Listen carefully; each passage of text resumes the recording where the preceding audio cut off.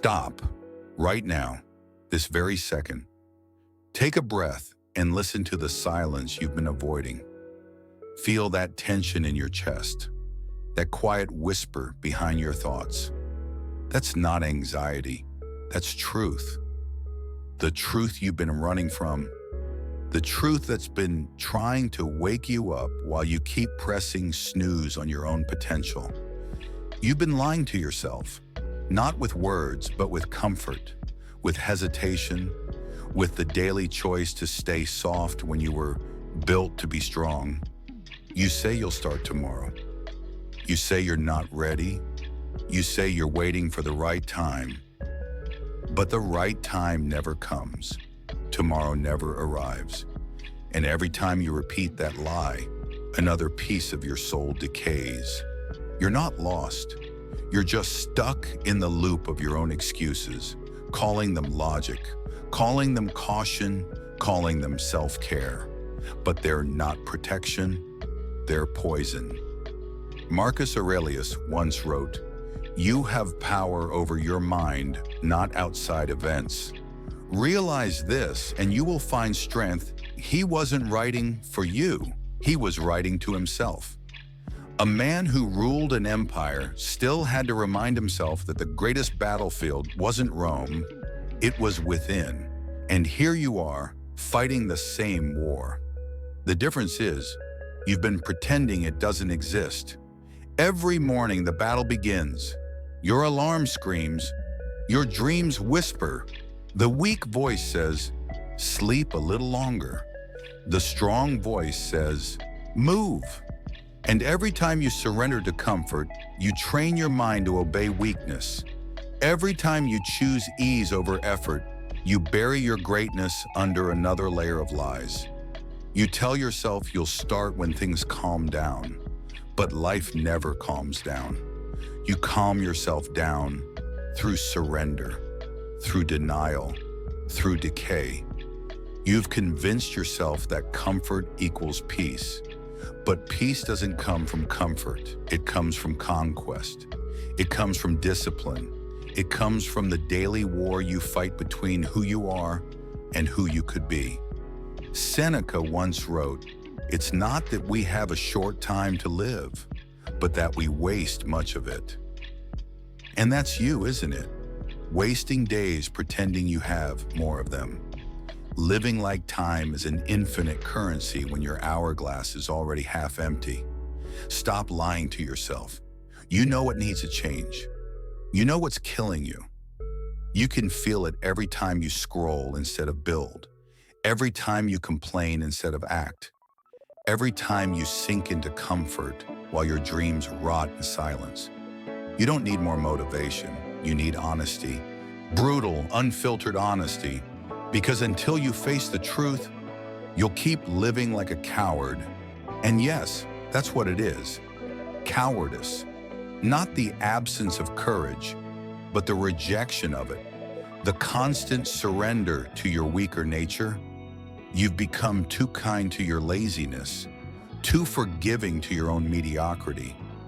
You speak of potential like it's a fairy tale, but potential is a debt. And every day you don't pay it, it collects interest. Look at yourself. Really look. You're not disgusted because you've failed. You're disgusted because you've accepted failure as a way of life. Because you've grown comfortable carrying the corpse of your unrealized self. You walk through your days haunted by the ghost of what you could have been. That's not sadness. That's rot. That's the slow death of discipline. Epictetus, a man born a slave, said, "No man is free unless he is master of himself." Think about that. A man in chains, beaten, owned, still freer than most people you know, because he refused to be owned by his own mind. You, on the other hand, are shackled not by circumstance, but by choice. You've chained yourself to comfort, and you call it safety. But safety is the slowest form of suicide. Every time you avoid discomfort, you choose decay. Every time you flinch from pain, you surrender progress. Every time you say, "I can't," what you mean is, "I won't." Stop lying. Pain isn't your enemy. Weakness is. Pain is the sculptor of strength. It's the fire that forges character. You're not supposed to run from it. You're supposed to walk into it. You're supposed to use it, because nothing worth having comes without burning. Do you think Marcus Aurelius found peace by avoiding pain? Do you think Seneca wrote about wisdom while lying on silk cushions? Do you think Epictetus earned freedom by choosing comfort? They suffered. They faced loss, betrayal, hardship, death, and through that, they discovered the truth. The obstacle is not the enemy. The obstacle is the way. Every time you avoid discomfort, you say to life, I don't want to grow. Every time you choose distraction, you whisper, I'm afraid to face myself. But deep down, there's a part of you that's done with fear, done with excuses, done with being soft. That's the voice you need to follow. That's the warrior that's been sleeping under years of hesitation. This isn't about becoming perfect. It's about becoming honest. It's about looking yourself in the mirror and saying, I'm not who I should be, but I will be. Because the moment you admit the truth, you gain the power to change it. The truth hurts, yes, but lies kill. Slowly, quietly, beautifully. They kill your fire while convincing you you're fine. So let's be clear, you're not fine. You're not tired. You're unfulfilled. You're not broken. You're undisciplined. You're not lost. You're just refusing to move. Everything you want lives on the other side of honesty. But honesty demands sacrifice. It demands that you stop sugarcoating your failures, stop glorifying your fears, stop romanticizing procrastination. You don't need motivation. You need accountability. You need that mirror moment, the one where you can't lie anymore, where you admit that you've wasted time, that you've betrayed your own standards, that you've chosen ease over excellence. And in that moment, you'll feel disgusted. Good. That disgust is the spark. It's not meant to destroy you. It's meant to ignite you. Because once you've felt true disgust with your own excuses, you can never go back. You can't unknow the truth. You can't unsee your weakness. You can only outgrow it. And that's what this awakening is about. Killing the weak self that's been whispering tomorrow while life passes you by. You think you have time. You don't. You think you can start later. You won't. You think you're waiting for clarity. You're wasting it. Clarity doesn't come from thought. It comes from action. You move first, then you understand. You act first, then you grow. That's how warriors are built. So from this moment forward, every time you hear that weak voice, the one that says rest, wait, later, you'll know it's lying. You'll know that voice isn't you. It's your fear wearing the mask of reason. It's your potential being held hostage by your comfort. You want to know the real secret of strength? It's not willpower. It's honesty. It's the brutal discipline of telling yourself the truth even when it hurts, especially when it hurts. Because only then can you begin to rebuild. Only then can you stop decaying and start growing. Seneca said, difficulties strengthen the mind as labor does the body. Pain is your proof of life. Resistance is your reminder that you're not done. Every struggle is a gift wrapped in fire. The question is, will you burn for it or will you hide from it? You say you want freedom, then earn it. You say you want purpose, then live it. You say you want to change, then stop lying. There's no way around the truth, only through it. And if you have the courage to walk through that fire, you'll find something waiting on the other side. Not motivation, not comfort, but strength. The kind that doesn't fade, the kind that can't be shaken, the kind that no one can take from you because you earned it in the dark. So here's your awakening. The lies end here. The excuses die here. The weak voice is buried here. From this moment on, every breath you take is a declaration of war against the softness that's been killing you.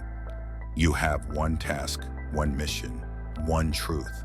Stop lying to yourself, because the moment you do, you'll finally begin to live. Look at yourself. No, really look. Not the surface reflection, not the version you let others see. Look into your own eyes and stay there long enough for the lies to fade. Do you feel it? That flicker of shame? That tightness in your chest? That's not weakness. That's awareness. That's the part of you that still remembers what greatness feels like.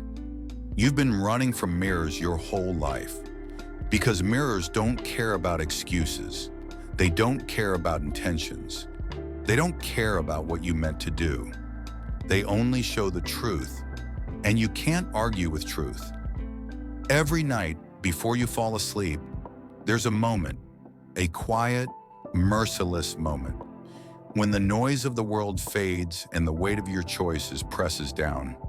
That's when it hits you, the disgust, not with life, not with others, with yourself.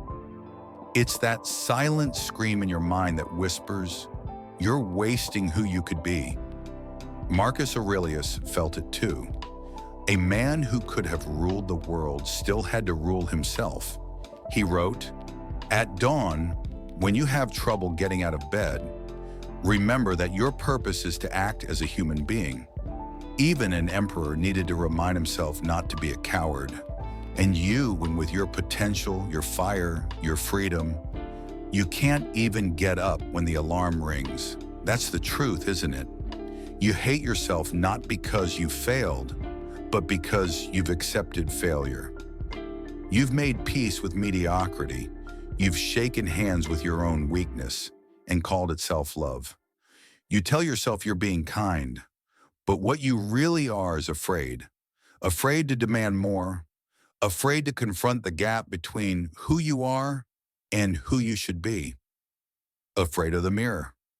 Because the mirror doesn't lie. It doesn't flatter. It doesn't bend to your narrative. It simply reflects the distance between your potential and your reality. You feel disgust because a part of you, the strongest, truest part, is sick of your excuses, sick of your laziness, sick of your softness. That disgust is not your enemy. It's your ally. It's the alarm bell of the soul. It's the fire screaming, "Enough." Seneca wrote, "As long as you live, keep learning how to live." That wasn't a gentle suggestion. It was a warning, because the moment you stop striving, you start decaying. You start dying, not physically, but spiritually. Your body may keep moving, but your spirit starts to rot. You see, the most dangerous death isn't the one that ends your breath. It's the one that ends your drive. The death that comes when you still have time left, but no longer the will to use it. And that's the state you've been living in. Half alive, half asleep, numb, distracted, pretending, scrolling your dreams into oblivion, burying your fire under comfort, living as a ghost of your own potential. You tell yourself stories to numb the guilt. "I'm tired. I'm trying. I'm just waiting for the right time." But you know, honey, you know that those are lies dressed as logic. You're not tired. You're unfulfilled. You're not waiting. You're hiding. You're not lost. You're avoiding the path you already see clearly. The mirror sees it all. The mirror knows, it remembers every promise you broke to yourself, every goal you postponed, every time you said tomorrow, and it's tired of your lies. So look again. Stay in that reflection until the disgust turns into resolve, until the pain turns into power, until the weakness that's been living rent-free in your soul finally feels unwelcome. Marcus Aurelius also wrote, "If it is endurable, then endure it." Stop complaining. Simple, brutal, true.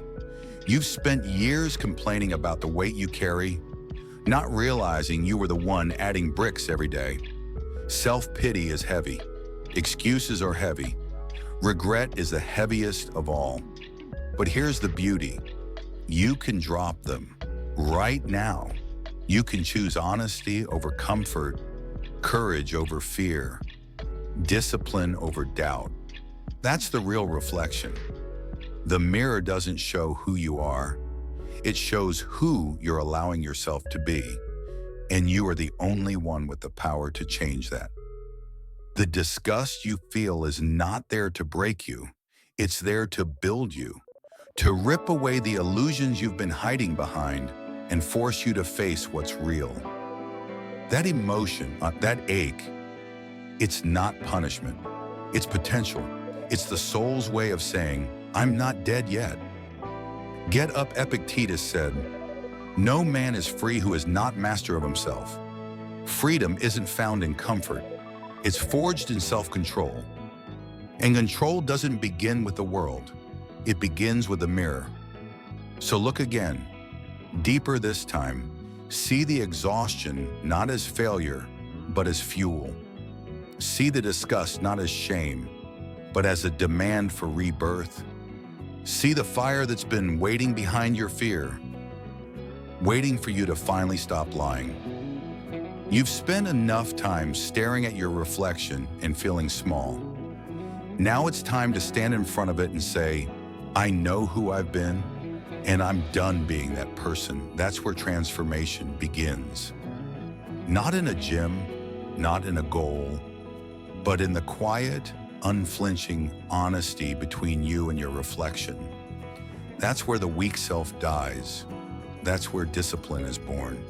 You will still hear that voice, the one that says you're not ready, not good enough, not worthy, but now you'll know it's lying. And when it whispers, you'll respond with action, with movement, with truth. Because the mirror doesn't demand perfection, it demands progress. And the only way to silence the disgust is to earn your own respect again. So tomorrow morning, when you face the mirror, don't look away, don't rush, don't hide. Stand tall, look deep, and say it out loud. I've seen what I've become, I've seen what I could be, and I will no longer live beneath my potential. That's the vow. That's the battle cry. That's the moment the disgust becomes your greatest teacher. Because once you've looked your weakness in the eye and refused to flinch, you'll never fear it again. And the reflection staring back at you, that won't be shame anymore. That will be rebirth. There's a war happening inside your head right now. You can't see it, but you can feel it. Every morning, every decision, every breath. Two voices fight for control of your destiny. One whispers comfort, the other demands greatness. One begs you to play safe, the other dares you to rise. The weak voice, it's seductive. Soft, rational. It tells you what you want to hear, not what you need to know. It says, take it easy. It says, you've earned a break. It says, don't push too hard. And slowly you believe it. You start mistaking comfort for peace, avoidance for self-care, cowardice for balance. That voice doesn't scream, it whispers, and that's what makes it dangerous. It doesn't destroy you overnight. It erodes you one excuse at a time, one missed workout, one delayed goal, one silent surrender. You don't even notice it happening until you wake up one day and realize you've built a life around fear disguised as logic. Then there's the other voice, the strong one, the one you've been ignoring, the one you drowned out with noise and distraction. It doesn't whisper, it roars, sometimes quietly, sometimes violently, but always truthfully. It's the voice that says, you can do more, you can be more. You were born for more. Marcus Aurelius wrote, Very little is needed to make a happy life. It is all within yourself, in your way of thinking. That's the essence of this war, your mind. It's not the world that breaks you, it's the story you tell yourself about the world. You lose not when life hits hard, but when your thoughts surrender first. Every battle begins in your head before it ever touches your hands. And the truth is, most people lose before they even start. They let the weak voice run the show. They let fear disguise itself as reason. They call quitting self-care. They call avoidance patience. They call mediocrity balance. But here's the truth. Your weak voice is clever. It doesn't say, don't chase your dreams. It says, be realistic. It doesn't say you can't do it. It says maybe later. It doesn't say give up. It says you're not ready yet. And every time you listen, it grows stronger. Every time you obey, it builds its army. Inside your mind, you know that voice. It sounds like wisdom. It sounds calm, logical, safe, but it's poison wrapped in comfort. It's your potential being strangled by fear wearing a suit and tie. And then there's the strong voice, the one that never left, the one you silenced but could never kill. That voice doesn't care about comfort. It doesn't care about applause. It doesn't care about who's watching. It cares about truth. It cares about growth. It cares about the mission. The Stoics called it prohairesis, mastery over your mind. The awareness that you can't always control events, but you can always control your response. Epictetus said, "It's not what happens to you, but how you react to it that matters." The strong voice understands this. It knows pain isn't punishment, it's permission. Permission to rise, permission to become, permission to change. The war between voices isn't fought once. It's fought every single day. When the alarm rings, when the excuses begin, when life tests you. One moment at a time, one choice at a time, one thought at a time. You think strength is built in the gym? Number, it's built the moment you ignore the weak voice that says, 5 more minutes. You think success starts with opportunity? Number, it starts with silence. The moment you tell that weak voice, not today. Seneca wrote, "It's not because things are difficult that we do not dare. It's because we do not dare that they are difficult." The weak voice wants you to wait for courage. The strong voice knows courage is born in motion. Action creates power. Waiting creates weakness. Every time you listen to your strong voice, you train your mind for victory. You rewire the battlefield. You remind yourself that discipline is your weapon and discomfort is your ally. The weak voice craves comfort. The strong voice feeds on struggle. It doesn't seek ease, it seeks evolution. This war isn't glamorous, it's silent. It happens in the space between decisions, between impulse and discipline, between reaction and response. When no one's watching, when no one's cheering, that's where warriors are made. There will be days when the weak voice wins, days when you hit snooze, when you avoid the work, when you let fear steer the wheel. But even then, you haven't lost, because awareness is still there. The fact that you feel the conflict means the strong voice is still alive. The only real defeat is silence, when you stop hearing the call to rise. So feed the strong voice. Every time you take action, feed it. Every time you hold your word, feed it. Every time you choose effort over excuses, feed it. Because the more you feed it, the louder it becomes. And soon the whispers of weakness fade into background noise. Marcus Aurelius wrote, "You have power over your mind, not outside events. Realize this, and you will find strength." You can't always control the world, but you can always control the voice you obey. Choose wisely. Because whichever voice you listen to becomes your identity. The weak voice builds a prisoner. The strong voice builds a warrior. The weak voice keeps you safe. The strong voice sets you free. The weak voice says, tomorrow.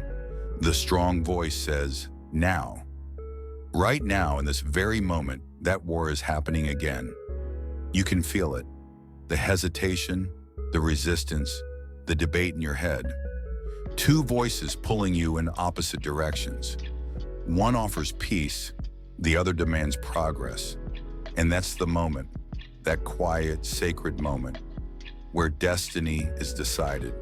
You won't win every battle, but you must never stop fighting, because every victory, no matter how small, forges your mind. Every act of discipline is a declaration. I refuse to surrender to the weaker voice. Epictetus said, first say to yourself what you would be, and then do what you have to do. That's it. Say it, then live it. No more thinking, no more waiting, no more doubting. Your mind is a kingdom. Two rulers fight for the throne. One rules with fear, the other with fire. The question is, who will you serve? This is the real battlefield, not out there, not against others, but within. And every day the war starts again. Your alarm goes off, your dreams whisper, and you choose. That choice determines everything. Choose the strong voice, feed it, obey it, build from it. Because every time you do, you move one step closer to freedom. Freedom from fear, from regret, from the graveyard of unfulfilled potential. Seneca said, he who is brave is free. So be brave, be free, be disciplined. Because in the end, there's only one voice worth listening to. The one that says, get up, move, fight, build, now. Comfort is the most beautiful poison in existence. It doesn't kill you fast, it kills you slowly, silently, sweetly. It whispers, you deserve this. It wraps you in warmth while quietly draining your strength. It numbs your hunger, it dulls your fire. And before you realize it, you're no longer alive. You're just existing. Every time you choose comfort, you pay a price. You trade your future for the present. You trade long-term fulfillment for short-term relief. You trade the man or woman you could become for the illusion of peace. But comfort is not peace, it's paralysis. Marcus Aurelius wrote, the impediment to action advances action. What stands in the way becomes the way he understood, something most people never will. That obstacles are not barriers, they're blueprints. Every challenge you avoid becomes a prison cell.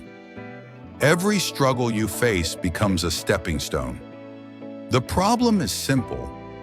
We've romanticized comfort. We've built our lives around convenience. We've created a culture that worships ease and avoids effort. But nothing great is born from ease.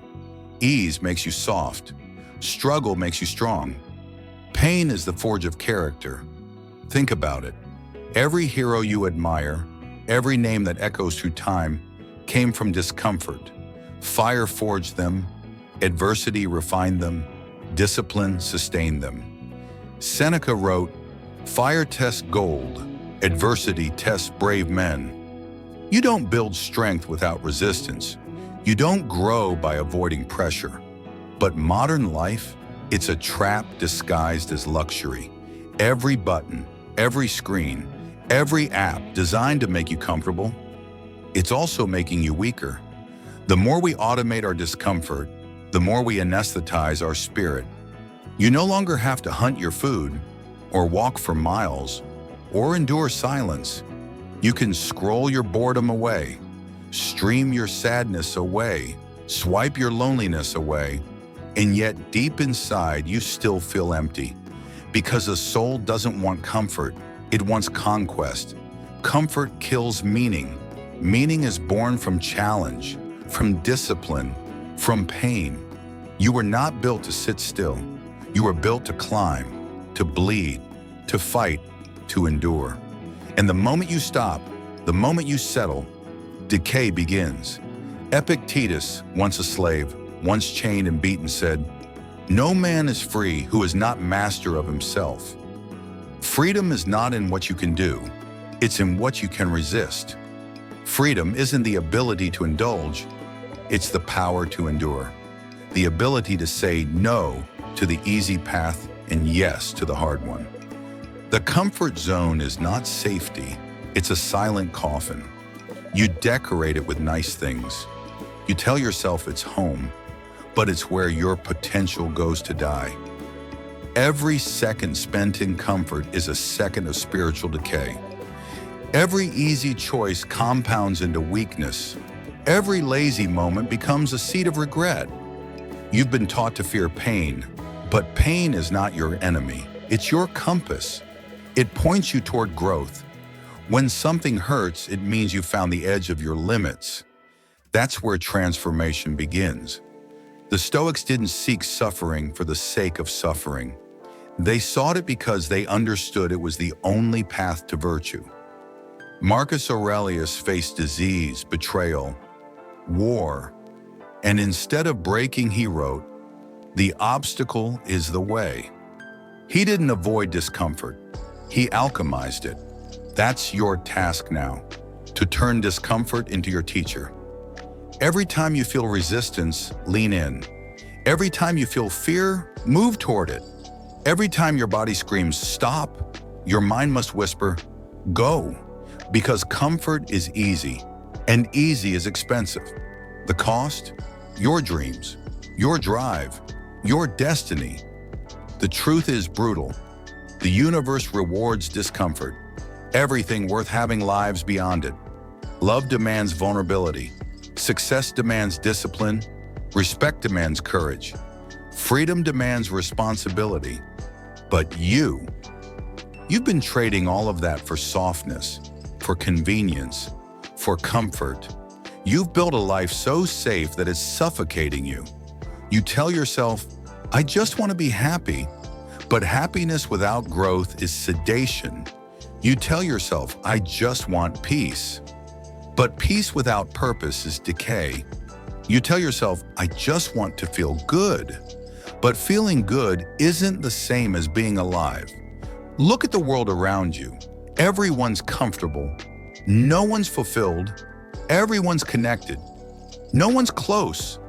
Everyone's busy. No one's awake. Comfort has stolen our hunger, and hunger is the foundation of greatness.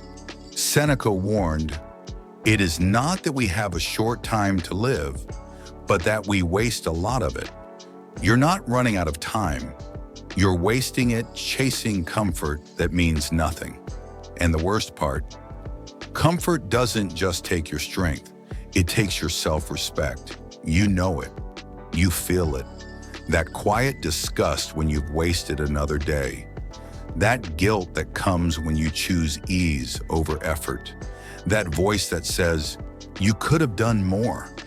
That's your conscience trying to wake you up. So wake up, stand up, step into the discomfort you've been avoiding. Because the pain you fear is the price of freedom. You can't become unstoppable while still trying to stay comfortable. You can't be a warrior while still craving warmth. You can't build your legacy while hiding from effort. You have to burn. You have to sweat. You have to bleed. Because that's where your strength lives. Not in the soft cushions of comfort, but in the sharp edges of challenge. Marcus Aurelius said, "If it is endurable, then endure it." Stop complaining simple, brutal, necessary. You've been complaining about the weight you carry, not realizing you are the one adding more every day. Self-pity is heavy. Excuses are heavier. Regret, that's the heaviest of all. But here's the beauty. You can drop it right now. You can step into the fire instead of running from it. Because pain doesn't destroy you, it reveals you. Every rep, every rejection, every hard conversation, every early morning. They don't drain you. They build you. They carve discipline into your bones. They shape you into something rare in a world that settles for comfort, unbreakable. Seneca said, "A gem cannot be polished without friction, nor a man perfected without trials." Stop running from the friction. Stop hiding from the trials. That's where your transformation lives. The life you want doesn't exist on the couch. It exists in the arena. It exists in the sweat, in the pain, in the battle. Comfort promises peace but delivers emptiness. Discipline promises pain but delivers freedom. The choice is simple, but never easy. You must choose the pain of growth over the pain of regret, because one makes you, the other breaks you. Every time you step into discomfort, you pay a price, but it's an investment. Every time you choose comfort, you also pay a price, but it's a debt. One grows you, the other drains you. One compounds into pride, the other compounds into shame. So the next time your mind whispers, "Take it easy," whisper back, "Not today." The next time comfort calls, remember, it's not rest, it's rot. You were not built to be safe. You were built to be strong. You were not made for comfort.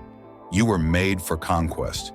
And if you truly want to live, not exist, not drift, not survive, you must make a pact with pain, a sacred vow with struggle, because only those who are willing to suffer for their purpose ever find their peace.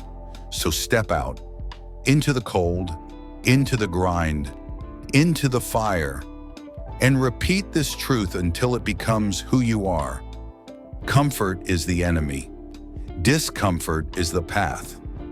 And I will not pay the price of comfort any longer. Everything in your life is your fault. That's not cruelty. That's freedom.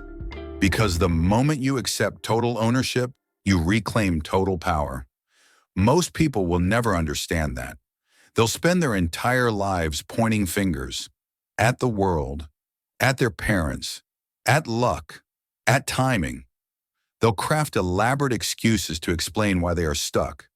But excuses are just chains, forged from words locked by fear. You were not born to be a victim. You were born to be a creator, a builder, a conqueror of chaos. But as long as you keep blaming something outside yourself, you'll keep surrendering the throne of your own life. Epictetus said, "It's not what happens to you, but how you react to it that matters." Think about that. A man who was born a slave, beaten, owned, and stripped of every right, still refused to call himself powerless. Because he understood the secret, your mind is your kingdom. Your choices are your crown. The weak live in denial. The strong live in discipline. The weak look for comfort. The strong create meaning. The weak complain. The strong construct. The difference, ownership. The moment you say, "This is on me," everything changes. Your failures stop being punishments and start becoming instructions. Your pain stops being suffering and starts becoming fuel. You stop waiting for miracles because you realize you are one. Marcus Aurelius wrote, "You have power over your mind, not outside events. Realize this, and you will find strength." That line isn't poetry. It's a commandment, a call to arms. You can't control what the world does, but you can always control your response. Always. Every time you react with anger, you give your power away. Every time you blame, you give your freedom away. Every time you make excuses, you declare to the universe, "I am not responsible for my own life." And that's how most people live. Victims of circumstance, slaves to emotion, prisoners of their own fear. They wake up hoping for good days, praying for easy moments, waiting for someone else to fix what they refuse to face. But no one is coming. No one's coming to rescue you. No one owes you understanding, validation, or comfort. Life doesn't care about your excuses. The world doesn't slow down because you're struggling. It's brutal. It's indifferent. And that's exactly why it's fair. Because if the universe doesn't care who wins, anyone can. The Stoics understood this. They faced famine, exile, betrayal, war, loss, and still chose composure over chaos. They didn't ask, "Why me?" They asked, "What now?" They didn't whine about control. They mastered themselves. Seneca wrote, "We suffer more in imagination than in reality." And he was right. The battles that destroy most people never happen in the world. They happen in their heads. Fear, doubt, regret, all self-inflicted, all preventable. Your life doesn't change when circumstances change. It changes when you do. When you stop reacting and start responding. When you stop wishing and start working.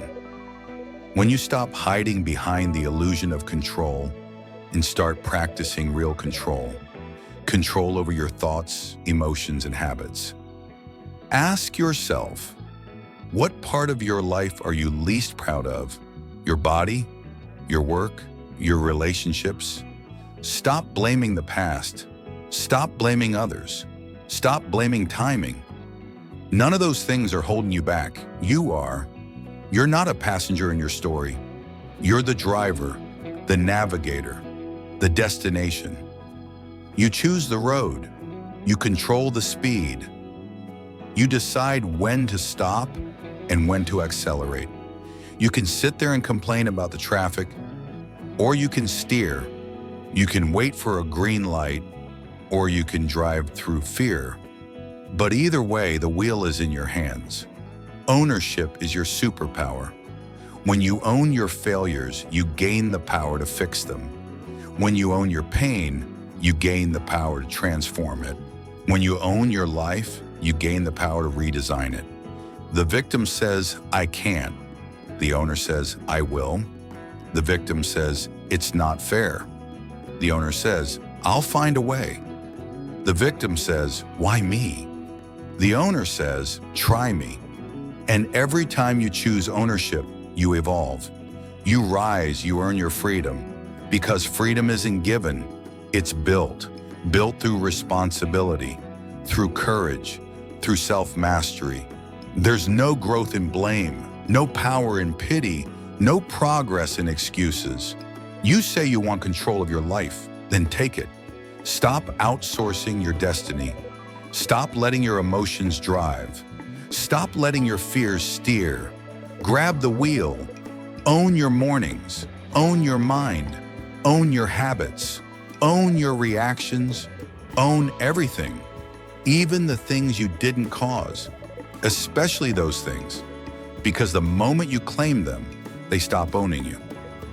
Marcus Aurelius wrote, "The soul becomes dyed with the color of its thoughts."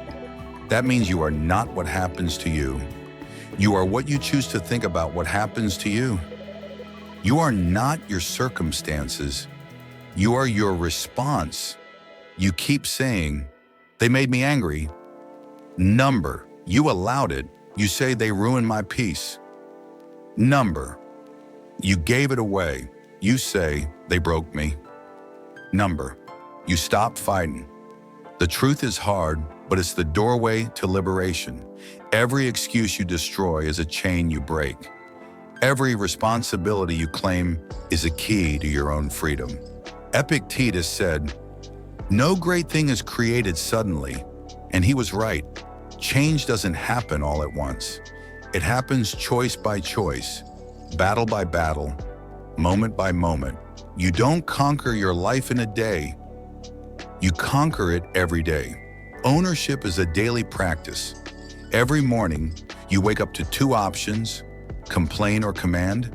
You can let life happen to you, or you can happen to life.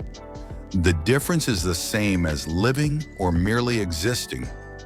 Yes, life will test you. It will hit you hard.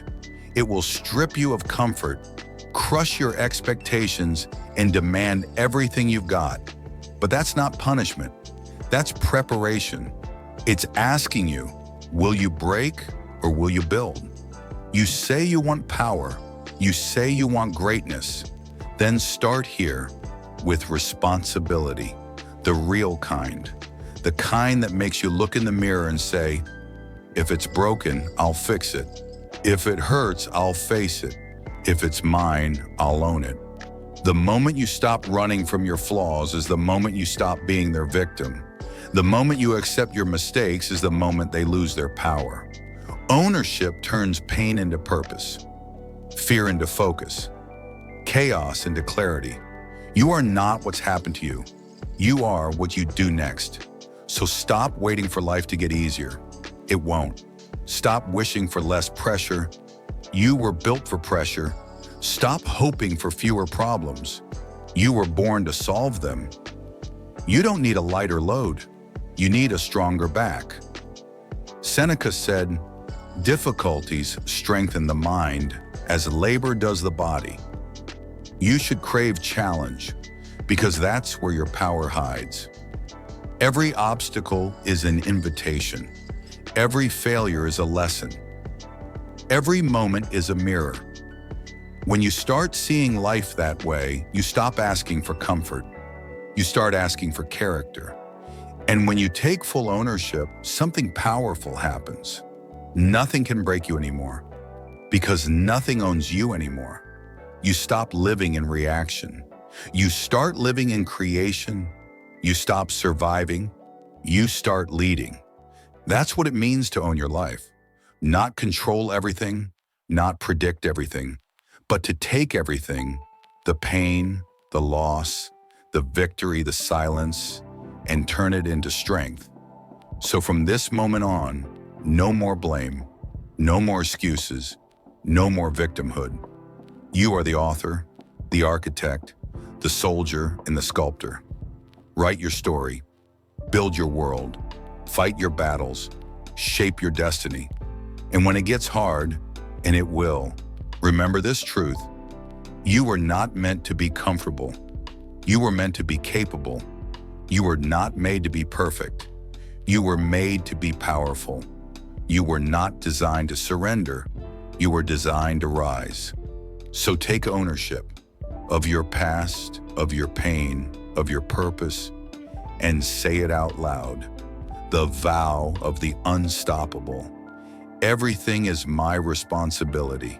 Nothing is beyond my control. I own my life. And because of that, I own my freedom. You're going to die. Maybe not today, maybe not tomorrow, but one day without warning, your time will run out. Your lungs will draw their final breath. Your heart will beat for the last time. And everything you've been postponing, everything you've been afraid to start, everything you said you would do someday will vanish. That's not meant to scare you. It's meant to wake you. Because the truth is, death isn't your enemy. Forget what you've been told. Death is your greatest teacher. Marcus Aurelius, the emperor who ruled the most powerful empire on earth, kept a skull on his desk, not out of obsession, out of awareness. He called it memento mori, remember you must die. Because remembering death is what makes you truly alive. He wrote, you could leave life right now.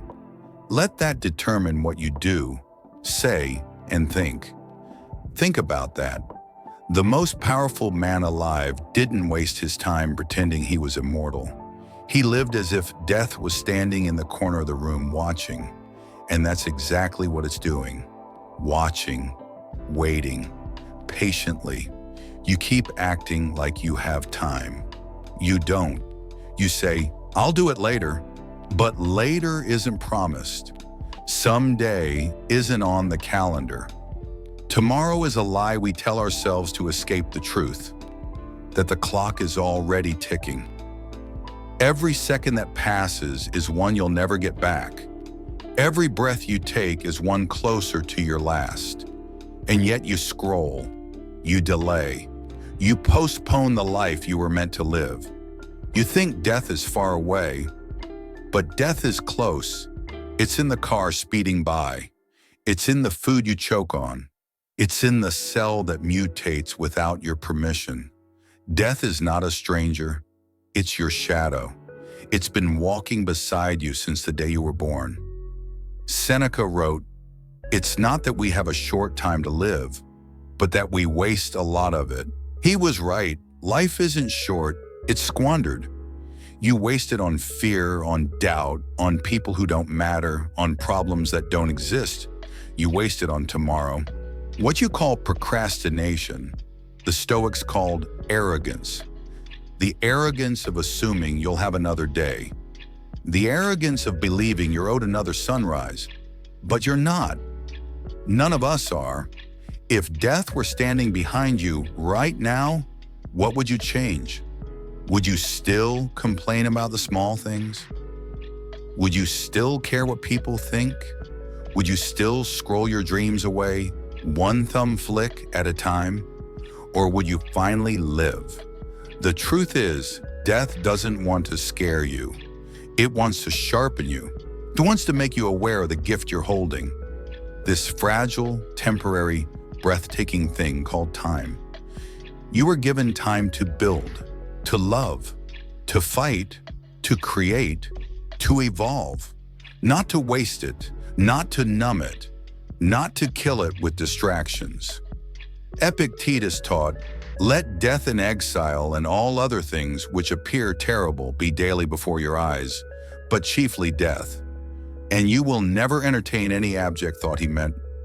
Remember death not to mourn it, but to be liberated by it, because once you accept death, you stop fearing life. You start living with precision, with urgency, with clarity. Every second starts to matter. Every choice starts to carry weight. Every moment becomes sacred. The average person lives like they're immortal. They play small. They chase comfort. They silence the fire inside because they think there's always more time to reignite it.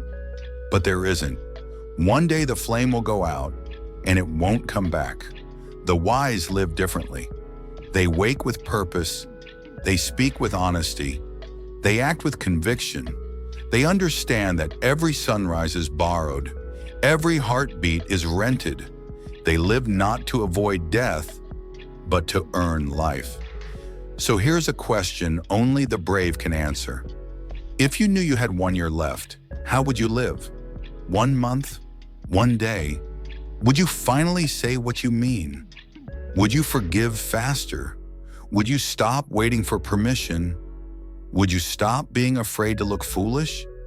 Because that's what's holding you back. Fear of judgment, fear of failure, fear of discomfort. But death has no patience for your fears. It doesn't care how people see you. It doesn't care about your perfectionism, your insecurities, your excuses. Death only asks one question. Are you alive while you're alive? You say you want to live freely, but you spend your days enslaved to distraction. You say you want peace, but you choose comfort over courage. You say you want meaning, but you drown it in mindless noise. You keep saying, "I'll start tomorrow." Death laughs at that because tomorrow doesn't exist. There's only this breath, this second, this chance. You want to feel alive?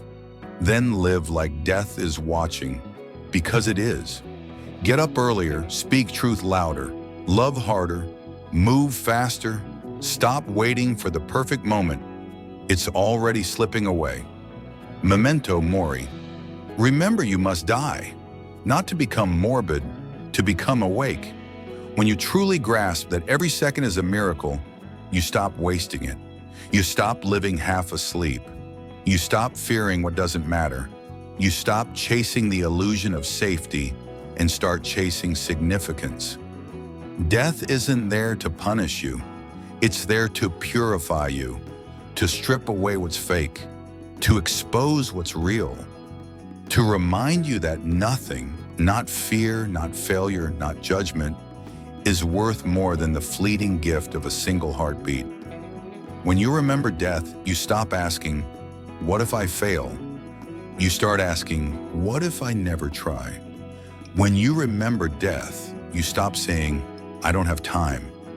You realize time has you and it's running out. When you remember death, you stop living like a coward. You start living like a warrior. You start speaking with courage, acting with conviction, loving without restraint, because you realize there is no later, there is only now. Marcus Aurelius said, do not act as if you were going to live 10,000 years. Death hangs over you. While you live, while it is in your power, be good. That's the Stoic call to arms. To live with virtue, not vanity, with discipline, not distraction, with urgency, not hesitation. You think you're afraid of dying, but you're not. You're afraid of not having lived enough before you do. So stop hiding. Stop pretending you have time. Stop living like you're rehearsing. This is it. This is the play. This is your scene. The curtain will fall. The lights will fade. The applause or silence will come. And when it does, will you be proud of the performance? Live like death is watching, because it is. Watching every hesitation, every compromise, every wasted moment. And when it comes for you, as it will for all of us, may it find you living, not waiting. When death knocks, may it find you creating, loving, fighting, forgiving, building, becoming. May it find you spent, not saved, empty, not unfinished. And when it takes your last breath, may it whisper back to the universe, this one lived. There comes a moment when pain no longer breaks you, it builds you. When the storms that once tore you apart become the forge that hardens your soul. When life throws everything it has at you, and instead of collapsing, you rise. That's the moment you become unbreakable. You've walked through darkness. You've fallen. You've heard that voice whisper, you can't, but you're still here, breathing, standing, fighting. That means something. You've already survived what was designed to destroy you. Marcus Aurelius said, be like the rock against which the waves crash. It stands firm, and the raging sea falls still around it. True strength isn't the absence of pain, it's the refusal to surrender. The weak wait for calm seas. The strong learn to sail through the storm, because pain isn't punishment, it's preparation. Every loss teaches you something. Every scar tells a story. Every trial reveals what's real inside you. Seneca wrote, difficulties strengthen the mind as labor does the body. The weight you carry is not meant to crush you, it's meant to make you strong. The world doesn't exist to protect you, it exists to shape you. Every obstacle you face isn't your enemy, it's your sculptor. It's chiseling away the doubt, the hesitation, the weakness, until only the core remains. The part that cannot break. You say you want power? Then stop avoiding pressure. Diamonds are born in fire. Warriors are forged in pain. Strength is built in the moments when you thought you couldn't go on and went on anyway. When the world says stop, move forward. When your body screams no, let your soul whisper yes. When everything in you wants to quit, choose one more round. That's where the unbreakable are born. Epictetus said, no man is free who is not master of himself. Freedom isn't control over others. It's control over your own reactions, your own emotions, your own weakness. Once you master your mind, nothing outside can defeat you. The storms won't stop coming. Life won't ease its grip. You'll lose people. You'll lose things. You'll lose parts of yourself. But if you hold the line, if you stand firm in chaos, you'll realize something profound. You are not the storm's victim. You are the storm. Being unbreakable doesn't mean never falling. It means never staying down. It means every time you shatter, you rebuild stronger. Every time you burn, you rise fiercer. Every time life buries you, you grow deeper roots. Pain changes people, but discipline transforms them. Discipline is the fire that turns pain into power. The Stoics didn't run from suffering. They embraced it. They saw it as proof of life, proof of growth, proof that they were still alive and fighting. You want to know who you are? Look at what you do when everything falls apart. Do you break or do you build? Do you cry for help or do you become the help? Do you curse the fire or do you let it forge you? The unbreakable don't pray for lighter burdens. They pray for stronger backs. They don't fear the dark. They light a fire inside it. They don't wait for perfect conditions. They create them. Because strength is a choice. Every day, every moment, every breath. You can choose to give up. You can choose to complain. You can choose to crumble. But you can also choose to rise, to endure, to stand tall in the storm and whisper, "Is that all you've got?" Marcus Aurelius said, "The impediment to action advances action. What stands in the way becomes the way." The obstacle isn't blocking your path. It is your path. What you fear most is exactly what will set you free. So stop running, stop hiding, stop waiting for the world to calm down. You were not built for safety. You were built for struggle. You were not made to float. You were made to sail through storms. You don't need life to be easier. You need to be stronger. You don't need fewer challenges. You need more courage. You don't need fewer battles. You need a warrior's heart. The world will still try to break you. People will still doubt you. Life will still hurt. But none of that defines you. What defines you is what you do next. Stand firm.